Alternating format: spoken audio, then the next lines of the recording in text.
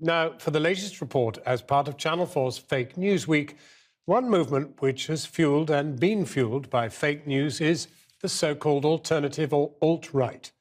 Many say it is just relabelling for the far right. It's a term which encompasses a range of often young, right-wing speakers and bloggers. Some have become notorious for their views on race, religion, gender. Many in America also helped promote fake news about President Trump's election opponents. Inevitably, the so-called alt-right has attracted supporters here. Channel 4 News has been hearing from some of them. They disagree about what the movement actually stands for, and they don't all share the same extreme views. But they're united in believing that Western culture is under threat. And a warning, this film does contain words and symbols you may find offensive. The left is dead. We are winning. We've worked hard for this for years. We're finally getting there.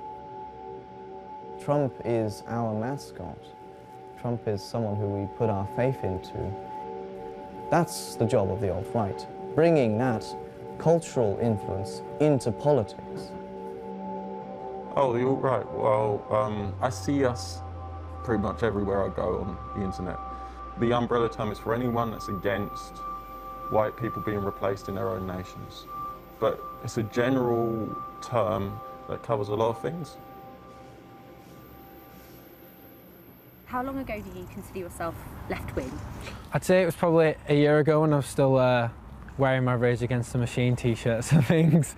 So, but at first I refused to even watch the videos because I said I don't want to listen to a racist because I was narrow-minded. I was like watching the videos around January, February time last year, and by April I'd made like a full conversion. I felt like I was stumbling onto this huge monumental truth, and I was like, I couldn't just resist the urge. When I was growing up, like, all I've known is middle class, very liberal. I've always been surrounded with the same people.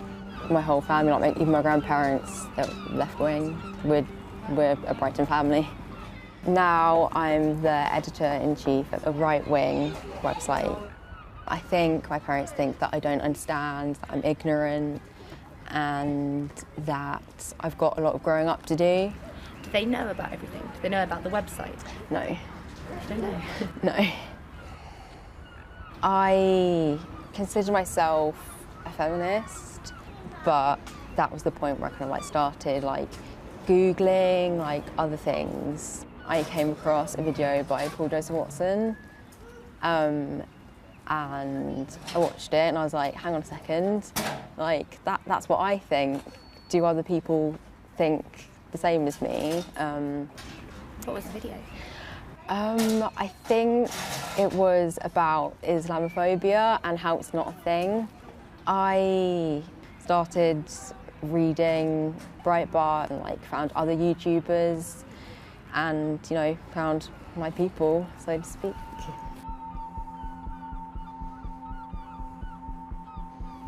I was about 16, 15, so they got to me quite young, so to speak. I'm primarily a libertarian, but I sympathize with the alt-right.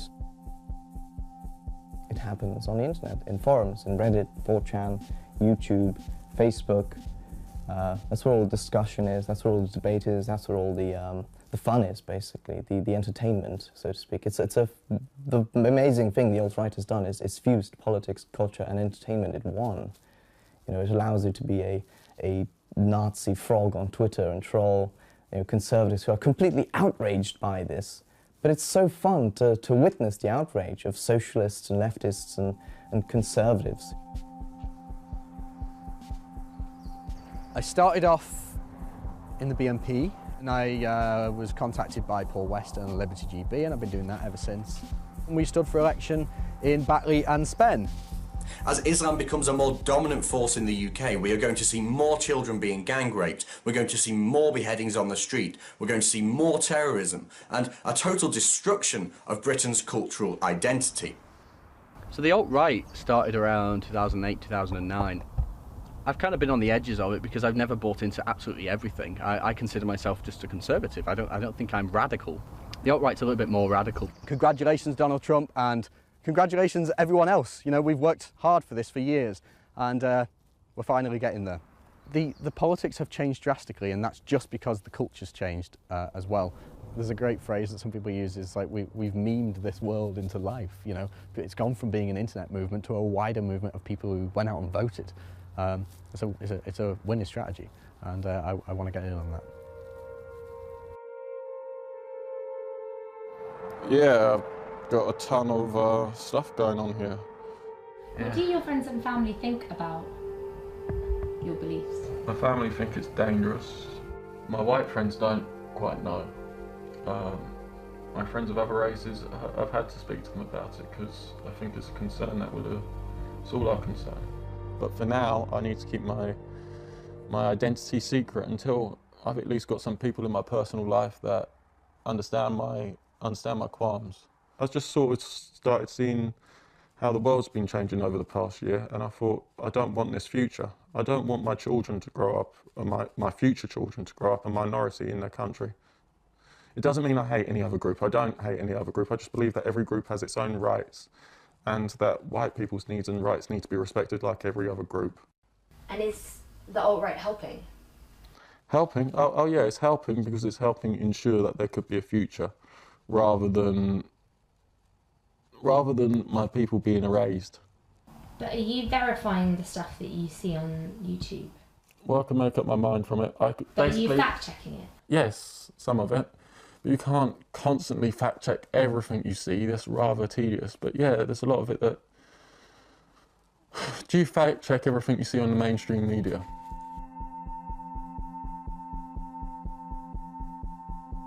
How do you guys know each other and how come you're friends?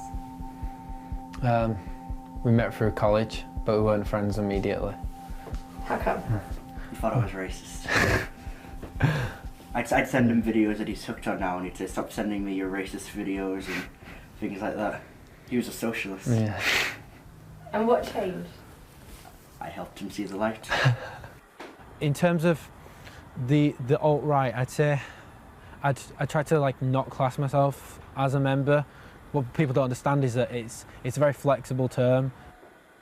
Like, I'm very uneager to identify as alt-right because I wouldn't call myself because it's like because of the stigma. No, I'd call myself a proud boy, a Western chauvinist. I'd call myself a conservative, a libertarian, a paleo-conservative. I'd never call myself alt-right because I just don't care about hating Jews and white supremacy.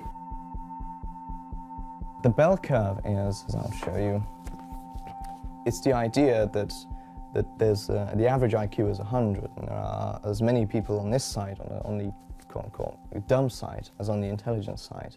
But this is, for example, the one for white people, but the one for example, blacks, as the book describes, is sort of more over here. There's still a bell curve, but there's a smaller one, and it's slightly shifted. And is this popular reading in the alt-right? This is definitely required reading if you want to be alt-right. You know, this is what you have to know, that there's a difference in IQ between blacks and whites, or the Mexicans and... It's just a theory. There's no science behind that. No science? Well, I would certainly disagree. And these are scientific psychological studies. We come on to Mein Kampf. I simply believe that, you know, if you like history, even just you should read this, because this is probably the important book of the 20th century. Even if you're not alt-right, you should have read this. But how do the ideas of Hitler fuse into the alt-right? They see him as the archetype of a person who they should be. You know, just like maybe say Muslims see Muhammad as the archetype of a Muslim. They see Hitler and Nazi Germany as how the world should be.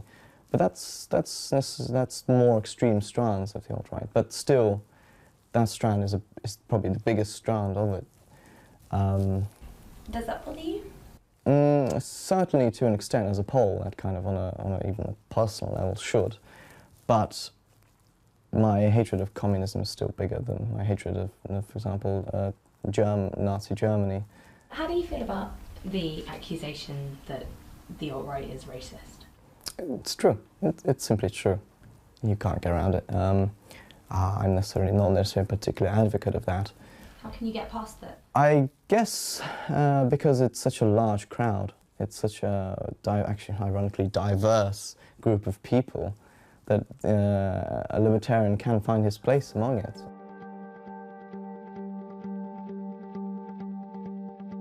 You have all these soft-spoken intellectuals on the internet who are called Nazis, and it's nonsense. They're ordinary people who just have, perhaps, slightly controversial views. Even very moderate people are called like things like that. Like Milo Yiannopoulos, kind of. Is he a moderate? He's very moderate. He's been called far right, and he's like a liberal, like a classic liberal. But he's been called far right. That's nonsense. People like me are far right, good heavens. You have to look at where it goes. And where does this stuff go? Oh, come on. Are you seriously suggesting that people pontificating on the internet leads to, you know, stamping down people's doors? No, nonsense. That's total nonsense. We're not young people who don't know what we're doing. You know, this isn't like a phase or whatever. Like, we genuinely want to kind of like make it all shiny and new. It's coming off the internet and people are meeting up in person more and more, and eventually they'll get together and it won't be what you'd expect. Like, most of these people are very unstereotypical. They're not like the sort of people you find on EDL marches or BNP marches. I don't care about race. I honestly don't. I care about Europe's culture being snowed under by multiculturalism. Years ago, I was terrified of being called a racist. It was like the worst thing ever. And now it's, so many of us get called racist, we just go, all right, fine, whatever, call me racist. Maybe I'm a racist. I don't care. If being racist, if what I say is racist to all these people, then fine, call me racist. We're all looking at America in sort of glee and hope. You know, so we're hoping that that success translates into, for example, Le Pen in France, or Alternative for Deutschland, or the Swedish Democrats. As one of my friends said, your politics has ended, mine has just begun.